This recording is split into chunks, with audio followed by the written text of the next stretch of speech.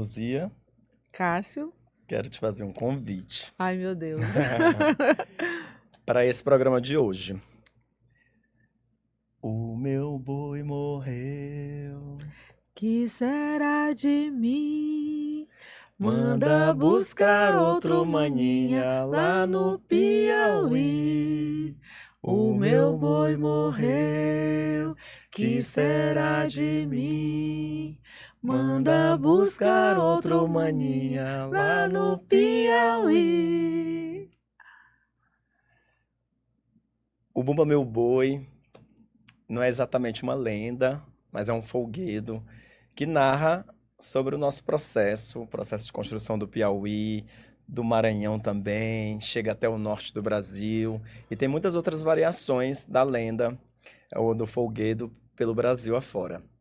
E é tão significativo para nós porque narra as nossas histórias, narra as histórias que vieram com as fazendas de gado, as histórias que são tristes, mas também que são subversivas. Narra a história do negro no Piauí, narra a história do indígena no Piauí e narra como esses povos foram dialogando e foram nos criando. A Catirina era uma mulher escravizada que estava grávida e morava numa fazenda junto com o seu esposo, pai Francisco, que era também um escravizado. E a Catirina, um belo dia, desejou comer a língua do boi mais formoso da fazenda. O pai Francisco não podia ignorar aquele desejo, porque era um desejo de uma mãe para um filho. O pai Francisco vai lá e corta a língua do boi mais formoso da fazenda e dá para a Catirina. Nessa história, o amo do boi manda perseguir Catirina e pai Francisco. E aí tem muitas variações da lenda, né? Que eles são presos, que eles são libertos. Mas a principal história que essa lenda nos traz é de que o gesto, a ação de cortar a língua do boi é dizer para si que essa língua também é dele, pai Francisco, que é esse escravizado que cuida do boi. E essa história, Luzia, para mim ela é tão significativa porque ela é também a história do meu pai. O meu pai, ele foi dado quando ele tinha 7 anos de idade para um fazendeiro criar. Um homem negro, lá no interior do Maranhão. E o meu pai resolveu cortar a língua do boi. Ele resolveu ter o próprio boi, junto com a minha mãe, que era uma mulher que quebrava coco, e eles tiveram o próprio boi.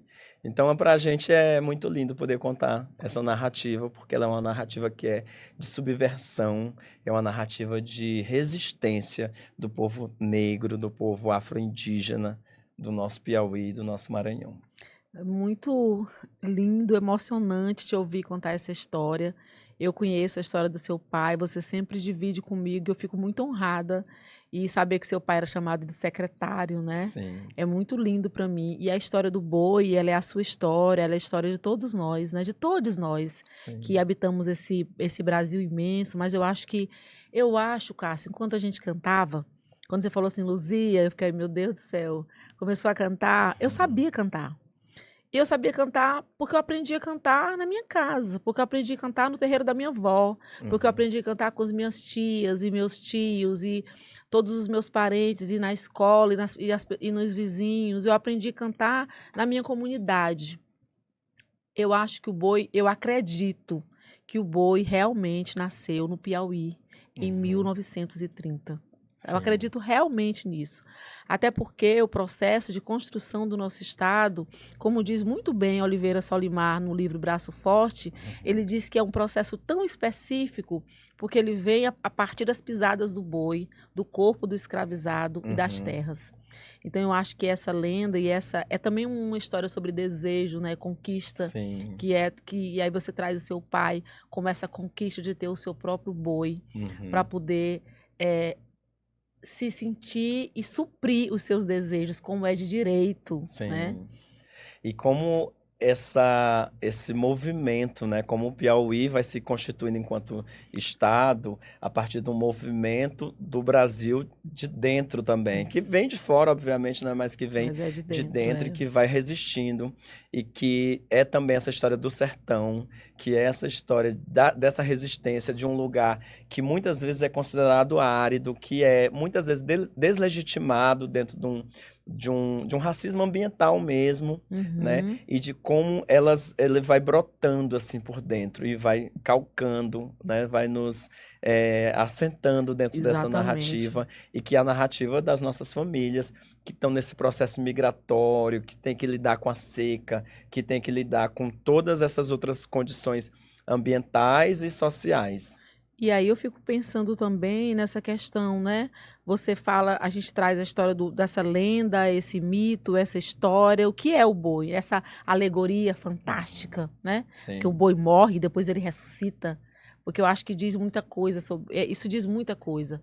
Mas eu fico pensando também na relação que é justamente quando a gente sempre traz para a gente, né? sim. Assim, mas eu fico muito pensando nessa relação do meu rosto quando eu me olho no espelho, que eu vejo justamente quando eu me enxergo, eu vejo justamente os povos indígenas e negros, né? Que eles habitavam no Piauí e Uhum. eles conseguiam, né, trocar, eles conseguiam compartilhar modos de existência. Sim, Quando você fala que essa lenda é também dos povos indígenas, é também dos povos afro-brasileiros, eu acho que isso mostra o quanto que essas comunidades quilombolas indígenas conseguiram habitar e trocar, coisa que o uhum. branco não conseguiu, porque Sim. parece que como o mundo do negro conseguiu conversar com a cosmologia do negro, conseguiu conversar com a cosmologia do Do indígena, indígena. né? E que na lenda isso se revela de uma forma que é: Pai Francisco corta a língua do boi, o boi fica lá, morre, não morre, e quem vem ressuscitar o boi é o pajé. São os indígenas que vêm fazer o ritual de ressuscitação do boi, quase como quem é algo que diz assim: se é para libertar Pai Francisco, nós vamos ressuscitar esse boi. Então acho que é muito lindo e aquilo que Nego Bispo vai dizer, né, de afroconfluência, Aham. né, de confluência, de como é que se encontra esses dois povos E não se perde, e mas não se se constrói. perde. E aí eu acho que a gente pode aproveitar para apresentar a obra que a gente vai Tá trabalhar hoje, aqui, não é, que é A Terra Dá, a terra quer. de Nego Bispo. Nego Bispo, nosso amigo querido, Quilombola, que teve com quilombola. a gente, que tivemos a oportunidade A de honra. conhecer, a honra de ser nosso conterrâneo, de ser do Piauí e de narrar tão bem a nossa narrativa enquanto povo nordestino, enquanto povo piauiense e gente do sertão. E essa obra eu achei fantástico a gente começar hoje com essa vela, né? Com esse castiçal, com essa luz, com essa iluminação, assim, que eu queria muito oferecer para ele, porque eu acho Sim. que nós dois e nós, pessoas piauienses, nós estamos assentados nas ideias do Nego Bispo. É preciso que a gente tome de conta dessas Sim. ideias, leve adiante essas ideias. Sim. E nessa obra, A Terra Dá, a Terra Quer, fala, Luzia, meu bem. rapidinho, porque você falou Pode da falar, fica à vela, vontade. eu me lembrei assim, eu me lembro exatamente o que eu estava fazendo quando eu tive a notícia do Nego Bispo, e a primeira pessoa que eu corri para contar foi para você. Eu vi no grupo do Roda Griot, enviaram um áudio, né, da partida dele, né, e aí eu falei, Luzia, olha, isso era umas 18 horas, acho que de 5 para 6 horas, comecinho, boquinha da noite, né, como a gente costuma Boquinha da dizer. noite, é. E aí, como nos pegou assim de surpresa e como é importante você falar assim, né, dessa vela e desse simbolismo, né, da gente pensar de homenageá-lo e de entender, de referenciá-lo, né? de estar junto com ele. E é muito legal pensar nessa ideia de referência, porque às vezes a gente pensa assim, a gente até uns 4 anos atrás, a pessoa pensa, quem é a sua referência na dança? Eu dizia, minha referência, eu ficava pensando assim, de um tempo para cá eu comecei a trazer referências vivas, referências de pessoas que eu conhecia. Como é importante referenciar pessoas que você conheceu, que você compartilhou, que você ouviu histórias, valorizar a oralidade, que o bispo valorizava tanto. Sim. Eu penso que nessa obra, o Nego Bispo, ele oferece um relato potente, poético, profundo, que vem triturar as estruturas da colonialidade, do colonialismo. E ele vem nos assentar e nos fazer compreender o contra-colonialismo, que é uma invenção dele, né? Quando ele diz assim, eu não sou humano, eu sou quilombola. Eu acho que essa virada de chave que ele dá nessa obra, de nos assentar, sair dessa humanidade onde nós não cabemos, Sim. assim, né? É genial. E aí, como a gente está emocionado, esse lugar... né? Sim, a gente está emocionado. sim, mas tá a gente vai sustentar. A gente vai sustentar. E acho que nos emociona porque ele fala mesmo do nosso lugar, né? Eu me lembro a primeira vez que eu tive num quilombo, alguém me disse assim, uma pessoa me disse assim, e aí, como é que tá sendo pra ti, tá no quilombo? E aí eu disse assim, pra mim é como eu tá lá no Maranhão. É como eu tá lá no interior do meu pai, como eu tá lá na Vazante, né? Porque às vezes parece que essa ideia de quilombo ela tá tão distante, né, do que até como nos é ensinado. E aí quando a gente vai ver, a gente vive nesse quilombo. E acho que o Nego Bispo ele diz isso assim pra gente o tempo todo, né? Como é que a gente vive de fato esse quilombo e como isso é uma realidade nossa, assim, piauiense, que é do Brasil inteiro, né? Mas de como muito se aproxima, né, a realidade dele, dessa realidade de quilombo, né, dessa roça de quilombo, da nossa roça, né, e de como eu fui lendo ali, quando ele começa, porque ele fala de semear palavras, né, de brincar com as palavras, e aí ele vai descrevendo esse caminho da roça, eu fui vendo assim, a minha infância, fui vendo assim, a roça do meu pai, né, de como a gente vê tudo aquilo que se constitui e entender assim, poxa, o Nego Bispo parece que ele está falando de um lugar que é o lugar que eu andava, né, da vereda, né, ou da vareda, como a gente costuma falar. Sim, da vareda. Que a gente andava. Ler o Nego Bispo, ler essa obra, ela me aproxima ainda mais das minhas origens. Ela me assenta na minha ancestralidade. A minha ancestralidade, como ele diz no livro, né, me coloca nos braços. Eu lendo esse livro, eu me senti abraçada pela minha ancestralidade. É como se eu ouvisse, como você acabou de falar, é como se eu ouvisse o meu pai falando, o meu tio Zé, o meu tio Cícero, a minha tia Mundoca falando, porque a terra que ele fala, a abóbora, o quiabo, a macaxeira, tudo isso eu conheço. Sim. A gente conhece, é aqui do Piauí. É nós. Sim. E aí eu estava pensando assim, nossa, como é essa ideia do contracolonialismo, da contracolonialidade, do contracolonial, criada por Nego Bispo, é forte porque ela propõe um outro ponto de referência, né?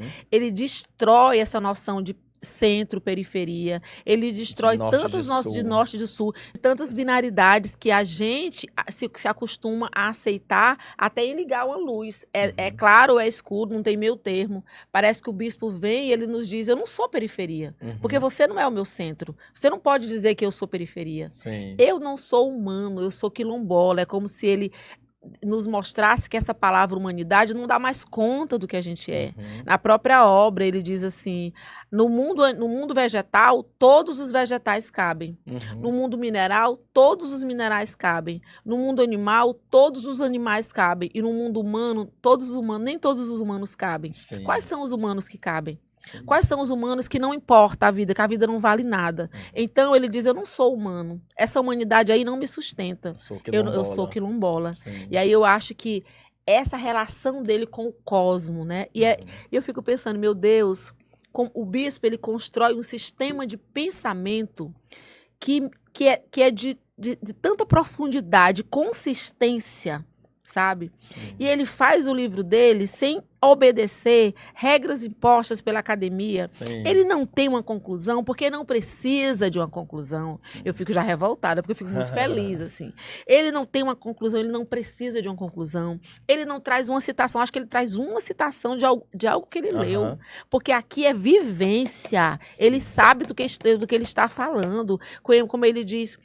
É engraçado que as pessoas indígenas que o conheciam, né, perguntavam assim, eu não entendo, a nossa vereda, né, a nossa vereda não tem nem 1 metro, e passa tudo, passa porco, passa galinha, passa bicho, passa bode, passa gente, e as estradas de vocês que tem 6 metros, só dá para passar um carro, não pode passar mais ninguém. Exato, não passa onça, e a gente que vai andar a pé... Não pode passar. Pode passar, porque é uma coisa assim, de um sistema que promove assim, uma carrocracia, que é tudo sobre o carro, né? Então esse carro, ele aumenta essa vareda, né? Essa vereda, ele aumenta para, sei lá, 6 metros, como ele diz, e aí depois não passa, só passa carro, né? E o carro diz respeito ao quê?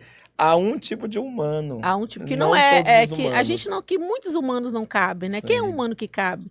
Eu acho que o bispo dá essa virada de chave mesmo assim no pensamento colonial, e eu acho que esse pensamento dele do contra, né? Quando ele diz assim, as pessoas me perguntam se eu sou decolonial. Eu não sou decolonial. Por que eu não sou decolonial? Porque eu não fui colonizado.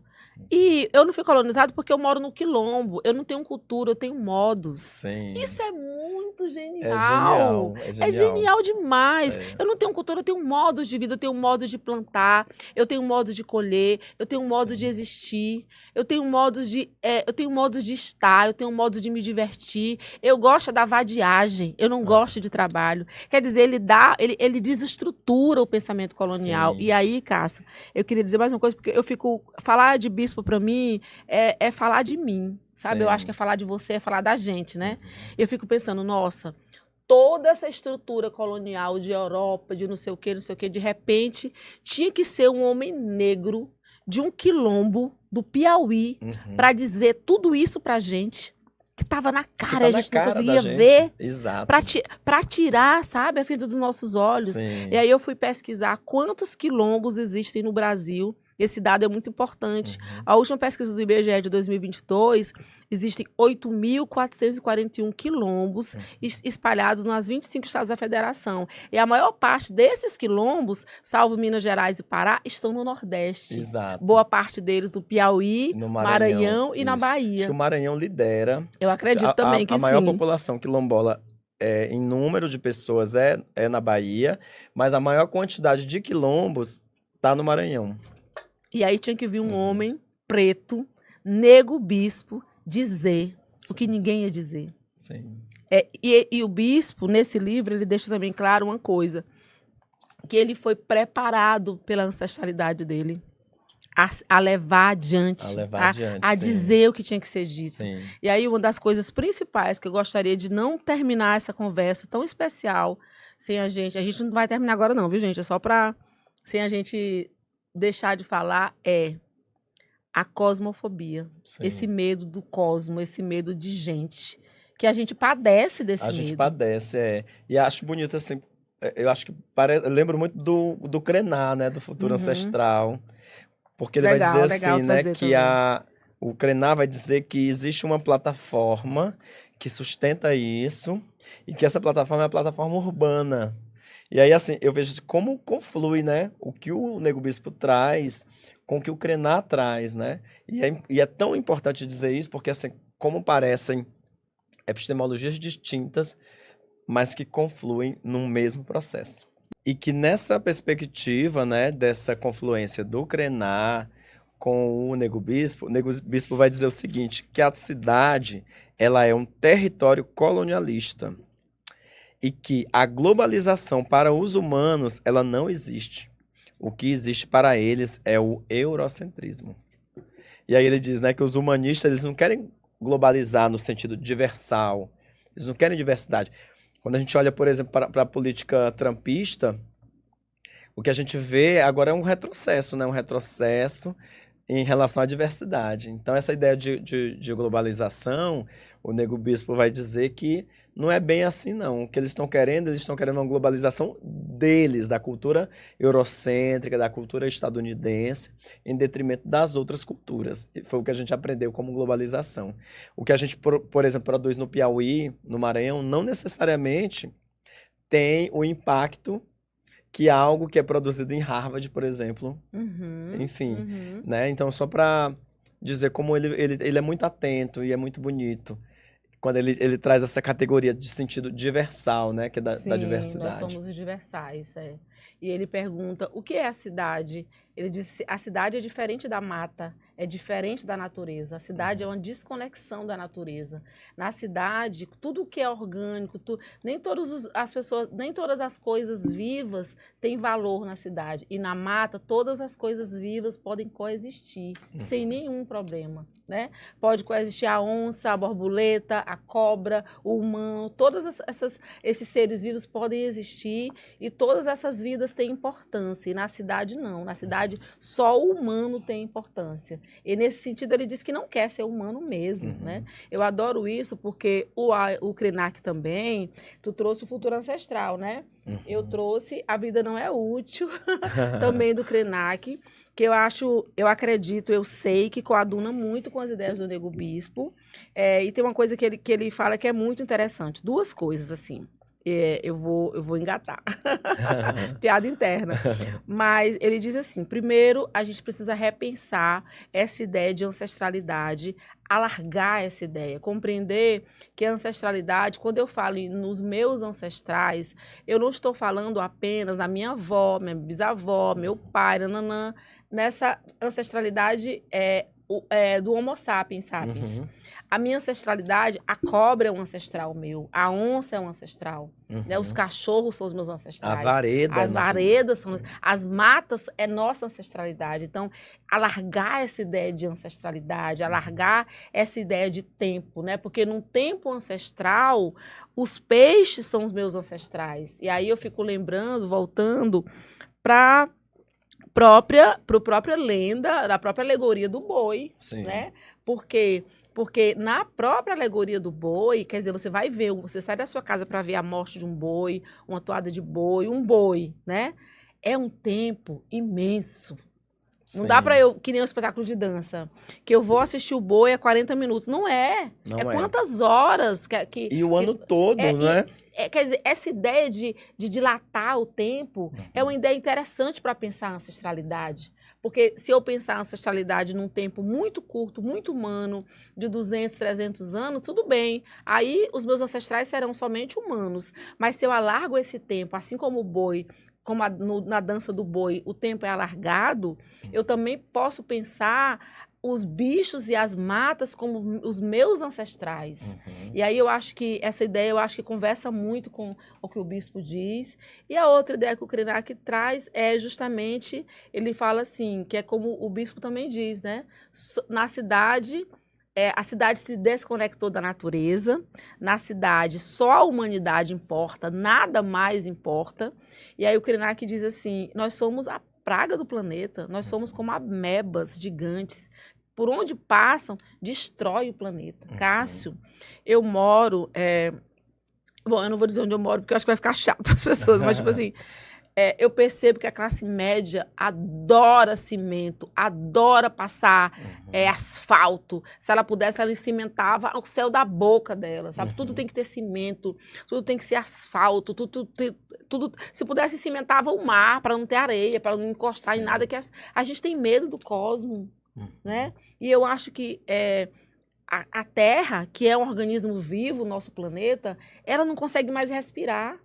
Porque ao tempo que a gente suga tudo que ela tem, a gente tapa todos os seus espaços de troca de ar, né, de respiração. E aí eu fico pensando quanto que essas figuras, o Nego Bispo, o Krenak, elas estão conectadas com o que há de mais futuro, que é ancestral mesmo, né? Para nos dizer que nós precisamos nos conectar com o chão. O Nego Bispo diz, inclusive, nesse capítulo, se eu não me engano, que a terra é o nosso anseio original. Sim. E é tão bonito, Lu, que é esse processo, né, de pensar essa terra nessa perspectiva, né, que você traz, que o Nego Bispo traz, né, e o Krenak também, que ele vai dizer assim, que nós somos compartilhantes por natureza, né? Eu tenho um vizinho que tem um pé de caju, e aí todos os anos ele leva um balde de caju para mim. Porque quando coloca caju, é muito caju. E aí não é porque necessariamente sobra caju, mas porque é uma prática que é mesmo que vem do quilombo, né? E aí a minha prima veio morar comigo, a Cleia, e aí a Cleia plantou uns pés de quiabo, e o quiabo botando muito quiabo. E aí eu conversei com ela e disse assim, ó, vamos dar uns quiabos aqui pro vizinho, né? Aí ela, não, eu já dei quiabo para fulano de tal, já dei quiabo pra rua toda. Por conta dessa prática, né? E essa prática que não é necessariamente da troca, que ele mais à frente vai comentar sobre isso também. Mas dar o quiabo ou o caju, que é sobre você compartilhar, dar sem esperar receber. Mas isso não necessariamente quer dizer que é assim, é só extrativismo, né? Então, não é uma relação que é só um vizinho que dá, não. É um que vai dar o chá, que vai dar a erva cidreira, aí o outro dá o coentro. E aí ele vai dizer assim, como na cidade, tudo a gente vive uma escassez, porque tudo a gente precisa comprar. A gente precisa comprar o terreno, a gente precisa construir a casa, a gente precisa pagar o pedreiro, a gente precisa fazer tudo. E aí ele vai dizer assim, a gente tem dinheiro e não tem nada. Enquanto no quilombo, a gente não tem dinheiro, mas não passa fome. E todo mundo vive bem e ninguém vive nessa expectativa de que tem que ter para poder ser, né? Ele diz assim, né, nesse mesmo trecho, ele fala assim, se as pessoas do Alphaville, se a gente trancasse nós do Quilombo sem poder sair e trancasse as pessoas que moram no Alphaville sem poder sair, quem morreria de fome? Nós do Quilombo ou as pessoas do Alphaville? Porque certamente as pessoas do Quilombo, elas trocam, elas plantam, elas cultivam, elas compartilham, né? Sim. E aí as pessoas do Alphaville, aí eu levo mais uma vez para essa questão que eu acho que é muito problemática, da classe média, né?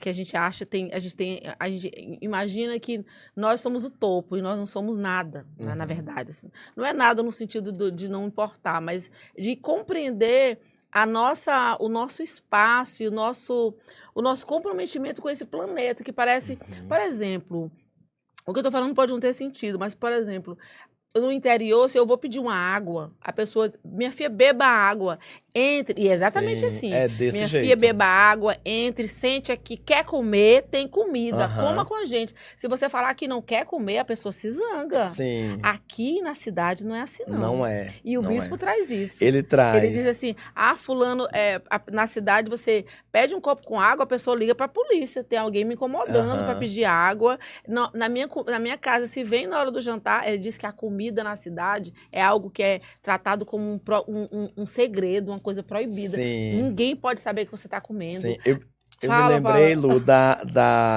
lá em casa, né? Eu acho que aqui é uma prática um pouco mais antiga também, mas que ainda tem muito, né? Por exemplo, na Semana Santa, a gente faz um bolo e aí esse bolo é dividido para todo mundo da vizinhança.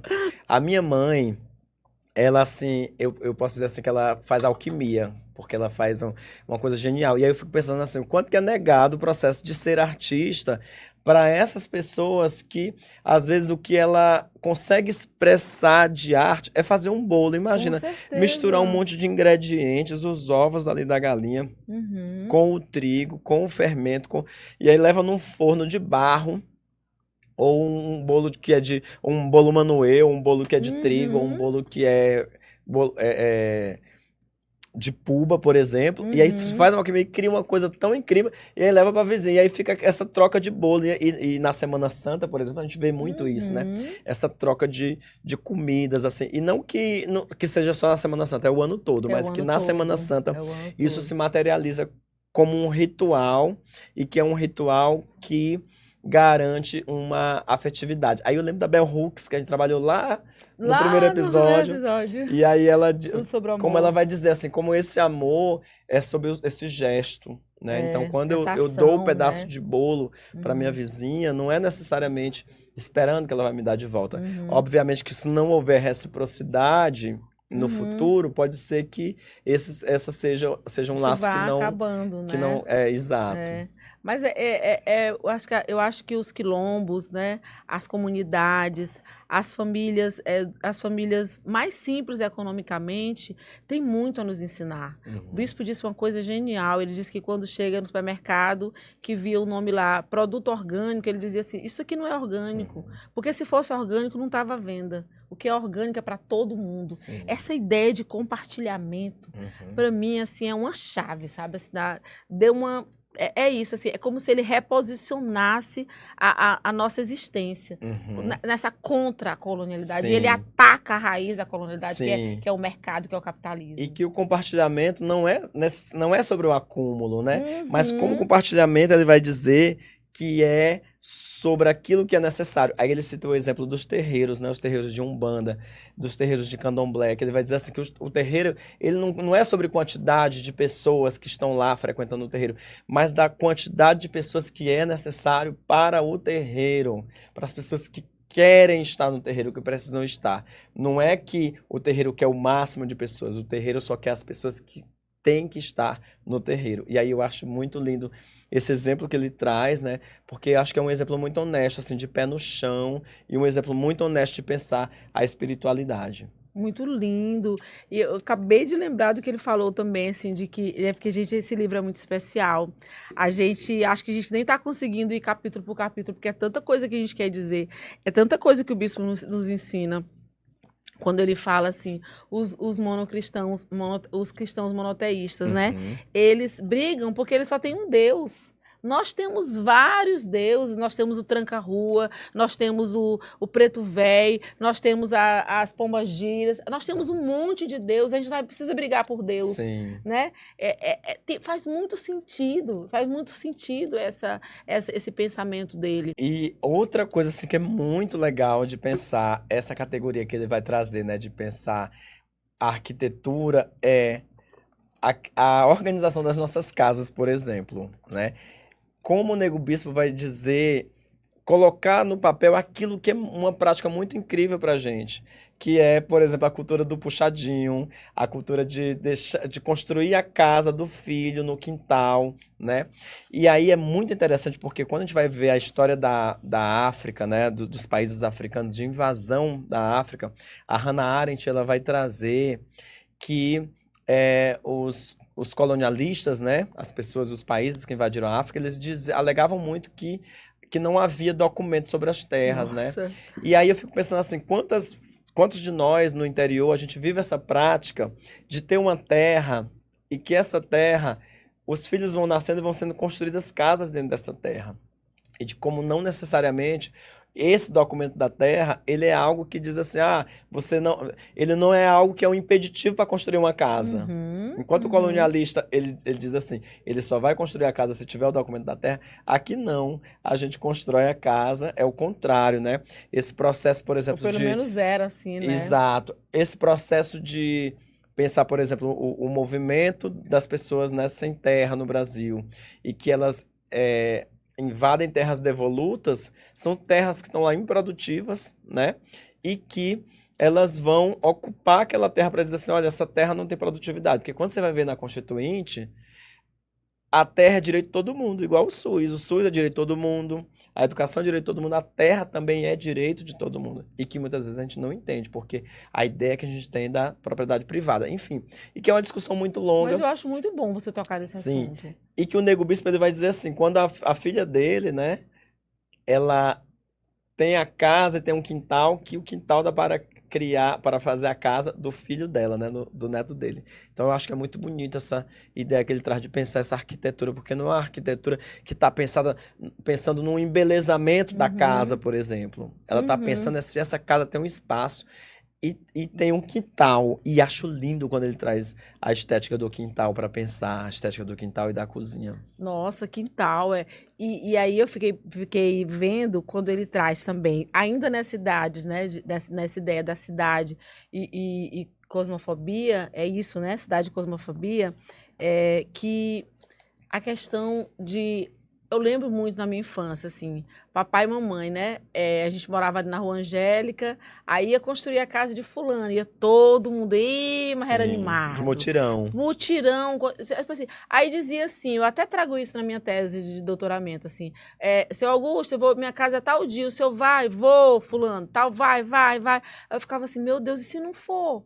Todo mundo ia, todos os homens iam, todas as mulheres iam cozinhar para os homens poderem construir a casa. Que era a palavra, e ninguém né? devia nada, era a palavra. E o bispo é como se ele tivesse um choque, né? Quando ele percebe que quando o colonialismo chega e diz assim, agora é no documento, a palavra não vale mais nada. Aí ele diz assim, a minha geração avó, a palavra tinha valor, a nossa palavra não tem mais valor. E aí construía-se aquelas casas e tinha aquele cozidão, fazia aquela comida de carne com abóbora, com quiabo, com machique, com a panela. Nossa. E todo mundo comia e não tinha... Eu não lembro da minha mãe dizendo assim, fulano... Não, era todo mundo... A casa era construída no final. Não tinha se dizer se fulano não colaborou. Não tinha. A gente, hoje em dia, se a gente fizer uma festa de aniversário, Sim. na hora conta as moedas. Luzia, tu sabe que quando eu vim morar em Teresina, às vezes eu tinha muita vergonha de fazer um aniversário, porque eu não conseguia convidar todo mundo por vir de uma cultura de que quando você faz um aniversário, é você que oferece para todo mundo. Então muitas vezes eu deixei de comemorar o aniversário porque eu não tinha para oferecer para todo mundo e tinha vergonha de cobrar, dizer assim, olha, você vai, mas você tem que levar a sua bebida. Gente, eu tô aprendendo isso agora. E não tô dizendo que não é necessário, mas assim, como a gente tá numa outra prática e que o colonialismo vai nos ensinando a dizer assim, não é assim não é assim não, você tem que pedir, né? Exato, não, ó, venha jantado já, ó, eu vou dar uma festa aqui em casa, mas pode vir jantado, porque eu não vou fazer comida. Não, eu lembro que quando meus filhos nasceram, né, começaram a participar de festinhas infantis, e aí o meu susto quando eu vi no convite, de 6 às 20 horas, tipo assim, a festa começa às 6 e termina às 5 e acabou a festa, amor. Que horror. É em tudo, assim, sabe? E assim, eu lembro que meu pai... Onde era essa festa aí? Em vários lugares. E meu pai, quando fazia festa lá em casa, ele comprava, era cerveja para todo mundo, era refrigerante. Se ele não podia fazer... E assim, nos interiores, era assim. Luzia, era tinha assim, nas festas na tua casa, tinha a prática de ir buscar as cadeiras nas casas dos vizinhos. Com certeza! As cadeiras de macarrão. Com certeza! E pra quem não conhece, macarrão de espaguete, gente, né? Coisa linda. E aí era isso, não tinha essa coisa de alugar a cadeira. Cada um leva o seu, já vai comido. Exato. E não tinha essa do vizinho não emprestar a cadeira, porque a cadeira era assim... Todo mundo fazia uma festa de aniversário, eu tô precisando das cadeiras. Então, os vizinhos emprestavam. Eu me lembro um dia, a gente querendo assistir, sei lá, novela em casa, e aí não tinha cadeira pra gente sentar. Não, é porque tá tendo um aniversário, as cadeiras estão pra lá. Tudo bem, né? E tudo bem, tudo certíssimo. Não tinha uma coisa de dizer assim, a mamãe emprestou as cadeiras, né? Exatamente. Não. Era um compartilhamento que fazia parte de um código, né? De uma troca que era acertada e que não era necessariamente, hoje eu te empresto, amanhã tu me empresta, mas era sobre compartilhar entender mesmo, que a outra pessoa não tem naquele momento e que ela tá precisando. Exatamente.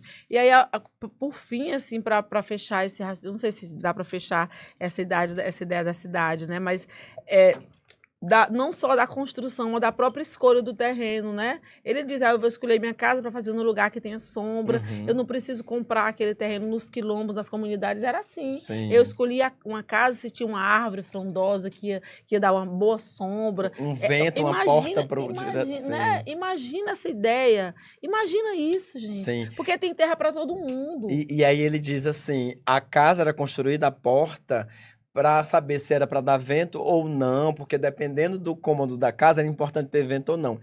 E aí ele diz assim, aí eu me lembro, sabe o quê, Lu? Sempre que eu vejo no céu o Cruzeiro do Sul, eu sei para onde é que tá a minha casa. Isso é lindo, Eu sei a frente da minha casa. Isso é lindo. E foi uma coisa que eu aprendi com a minha mãe. A minha mãe sempre dizia uma coisa assim, né? Ela dizia que a mãe dela ensinou para ela, ela diz assim, o Cruzeiro do Sul faz pensar em Deus. Aí sempre que eu olho o Cruzeiro do Sul, sempre eu lembro da minha mãe, que lembra da mãe dela, né? Mas aí eu lembro da minha casa e sei, eu vendo o Cruzeiro do Sul no céu, eu sei dizer assim, a minha casa tá para esse rumo bem aqui. Porque a gente foi ensinado a pensar nessa arquitetura a partir de um espaço e de um lugar quase empírico, né? Mas que nos situa a partir, não dessa ideia norte-sul, né? Porque a gente fala Cruzeiro do Sul, mas a partir do lugar onde nós estamos. E eu fico pensando, por que a gente abandona o que a gente já conhece, o que a gente já tem, o que é nosso, como essa ideia de uma cozinha, como ele traz, né? A cozinha é um lugar de convivência. Todo mundo entra pela cozinha, todo mundo quer estar na cozinha. A cozinha é o espaço mais importante da casa. Por que a gente vai abandonando esses modos de existência, né? Por que o colonialismo ele vem com uma força tão grande que ele nos leva, ele tira de nós as nossas raízes, as nossas origens? Eu acho que a escrita de Nego Bispo é uma escrita que nos convoca a olhar e a habitar a nossa ancestralidade e a ter, como no primeiro livro lá de Bell Hooks, né, que ela usa a ancestralidade como uma tecnologia de sobrevivência, é a gente usar a nossa ancestralidade e, a partir dela, abraçar essa ideia contracolonial criada por um piauiense, por um homem negro que pensa em dizer não para a colonialidade, abraçar, nos assentarmos nesse lugar da contracolonialidade e nos colocarmos em relação ao mundo, porque eu acho que é como ele diz, esse medo do cosmos, esse medo da natureza, esse medo de gente, isso está acabando com a nossa existência, né? Sim. Parece absurdo, mas não é. Mas não é. E essa ideia contracolonial, ele costura assim numa ideia de... Aí ele traz uma ideia de colonialismo de submissão. Total. De como pensar contra a colonialidade é a gente inverter. E aí eu acho muito bonito que ele traz a ideia do Festival da Uva. Eu fui... Parece uma música, né? Eu fui ao garimpo. Como é essa música? É do Júlio Nascimento que eu ouvi. Eu fui ao garimpo e deixei a minha... Nada a ver. Pensamentos intrusivos. Ok. Pensamentos intrusivos. Vai. Mas tu lembra dessa música? Não. Eu fui ao garimpo e deixei a minha mulher... Que mais tem música que eu não conheço, mas vai. Que é Leidiane. Ele começa assim. Okay. E aí eu fui... Não foi ao garimpo. Eu fui para o Festival da Uva, lá em São João do Piauí, que é lá na região do Saco Curtume, que é a região do Nego Bispo. Que foi, inclusive, quando eu conheci Joana, que é a filha do Bispo, né? É linda, maravilhosa. E aí, fui pra festa da uva, e aí eu achava chiquérrimo esse negócio de ir uma festa da uva, né? Imagina a festa da uva no sertão do Piauí, né? Então, porque a uva... Aí agora eu vou entrar em outra história. Eu lembro da minha mãe, ela... Um dia eu falei pra ela que tinha uva lá em casa. Ela disse que tava com fome, queria comer alguma coisa. Aí ela disse que não tem nada nessa geladeira. Eu disse, mãe, tem uva. Aí e ela uva disse comida, assim, eu não fui criada comendo uva. Claro, eu também não.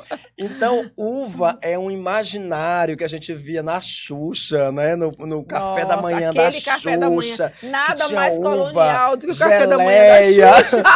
Uva, geleia, maçã, iogurte, nada que fazia parte da nossa realidade. Né? Não, e ela dizia, você tem que comer, baixinho. Exato. E eu comendo cuscuz com manteiga na frente da televisão.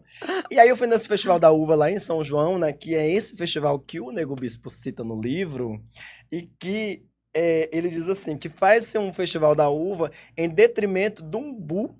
O umbu, que é uma fruta nossa, regional e que brota naturalmente. Então, assim... cria-se uma plantação de uva. Não estou dizendo que a gente não pode plantar uva.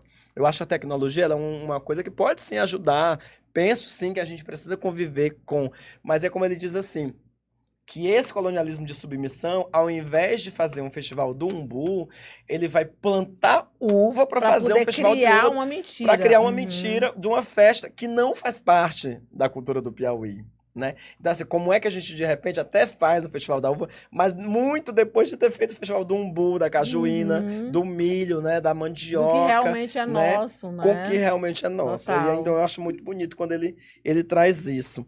E aí eu lembro que ele diz assim, querem combater a caatinga, como se a caatinga fosse um problema. Tu lembra que tinha um negócio que falava muito na televisão do flagelo da seca?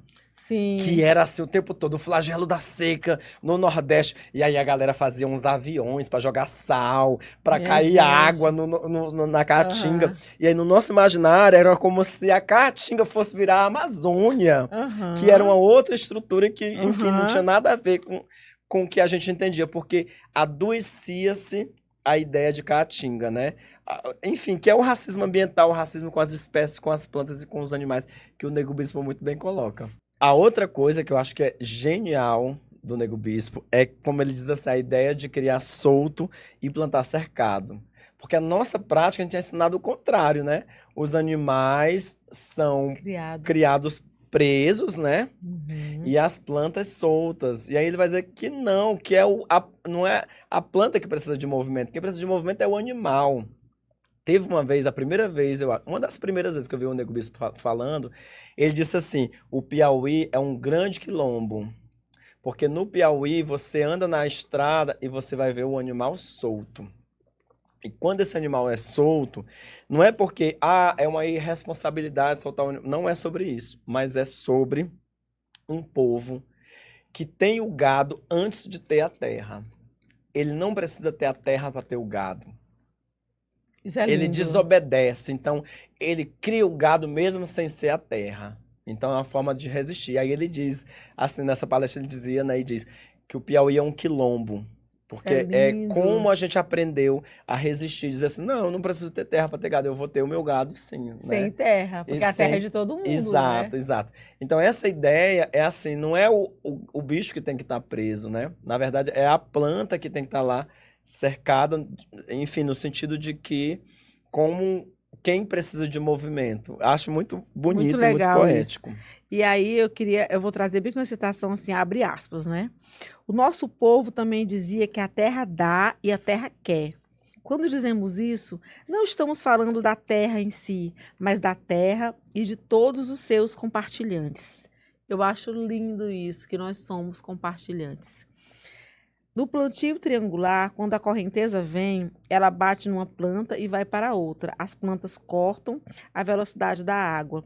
Quando chegaram as ciências agrárias, porém, começaram a nos ensinar a plantar de modo linear. A plantar de modo linear, a pensar de modo linear, a falar de modo linear, fazendo arruamento. Quando a água ou o vento vem, eles correm pela rua e vão embora, arrastando tudo, porque não há nada para quebrar a correnteza. Além disso, nos orientamos a plantar uma única coisa ao mesmo tempo. Eles orientaram os povos, né, quilombolas, a plantar uma única coisa ao mesmo tempo.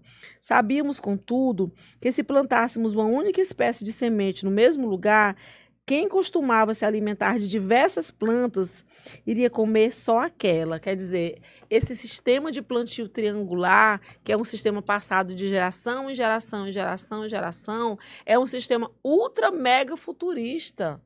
Ultra mega, como é que eu posso dizer? Atual, contemporâneo, incrível, né? Se a água vem com toda a força, como o sistema é triangular, algo vai quebrar a água. Sim. E aí vem as ciências, vem a humanidade dizer que não, que tem que ser linear, que tem que ser daquele jeito. E a gente vai. Eu acho que essa leitura do bispo é um convite a nós repensarmos a nossa ancestralidade como essa tecnologia mesmo de de fuga da colonialidade, né? Sim. De sermos contra o colonialismo e as suas ideias, né? Que só nos encarceram e nos trancam e nos limitam e nos enrijecem. Sim. E aí, Lu, no começo, te fiz um convite, agora eu vou fazer outro convite, Faz, amor. que é pra gente fazer um jogral. Vai, qual é a página? Ó, a última página, 102. Ah, eu amo, amo, amo. Vamos, E aí, isso merece. eu acho que a gente termina bem aqui, ó. Eu vou ler um pedaço e vai lendo o outro. Tá bom. Página 102, isso. Aí, acho que a gente termina bem aqui, ó. Aqui Ok, nessa estamos palavra. combinando, viu, O que gente? tu acha? Acho, eu gosto. Não é? Que aí fica a mensagem para a próxima temporada. Próxima Não é? temporada, próxima temporada. Então Vamos a lá. gente vai alternando ou vai lendo junto? Ah, eu acho que a gente pode ir brincando, assim, Vamos. sem medo. Vamos lá. Vamos. Somos povos de trajetórias. Somos povos de trajetórias. Não somos povos da teoria. Não somos. Somos da circularidade. Começo, meio e começo. As nossas vidas não têm fim.